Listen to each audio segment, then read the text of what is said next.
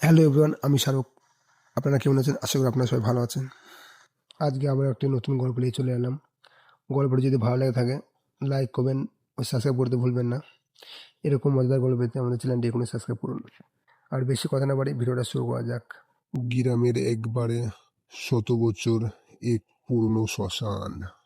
দিনের বেলাতে মানুষ ওইদিকে হাঁটতে ভয় পেত। গ্রামের বয়স্করা বলতো রাত ১২টার পর সেখানে নাকি মৃতদেহদের আত্মা ঘুরে বেড়াতো। একদিন সেটা শুনে ৪ বন্ধু বাজি ধরলো। তাদের মধ্যে রাহুল সবচেয়ে সাহসী, বুদ্ধিমান ছিল। আজ রাতে আমি একাই শ্মশানে যাব। রাত ঠিক ১২টা। রাহুল হাতে একটা টর্চ নিয়ে শ্মশানে ঢুকলো।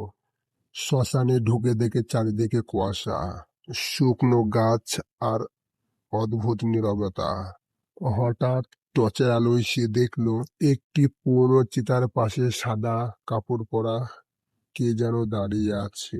রাহুল ভেবেছিল হয়তো কোনো মানুষ। সে কাছে গিয়ে বলল, কে আপনি? কোনো উত্তর এলো না। কয়েক সেকেন্ড পর সেই মানুষটি ধীরে ধীরে তার দিকে ঘুরে দাঁড়ালো। রাহুলের বুক কেঁপে উঠল, কারণ তার কোনো মুখোশ ছিল না।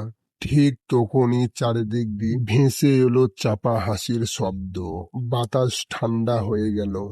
রাহুল প্রাণপণে দৌড়াতে শুরু করলো, কিন্তু যতই দৌড়ই মনে হচ্ছিল শ্মশানের পথ যেন আর শেষ হচ্ছে না। হঠাৎ তার কানে একটি ফিস ফিস আওয়াজ ভেসে উঠল। এই শ্মশানে যে একবার আসে সে আর ফিরে যেতে পারে না।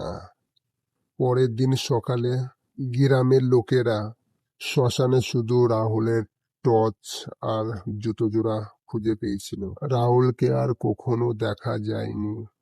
তারপর থেকে গভীর রাতে কেউ যদি ওই শ্মশানের পাশ দিয়ে যায়, কুয়াশার ভেতর থেকে কেউ যেন ফিস ফিস করে ডাকছে। হ্যালো এভরিওয়ান, গল্পটি কেমন লাগলো? গল্পটি যদি ভালো লেগে থাকে লাইক করবেন আর সাবস্ক্রাইব করতে ভুলবেন না। ততক্ষণে ভালো থাকুন, সুস্থ থাকুন, পরবর্তী গল্পই দেখা হবে।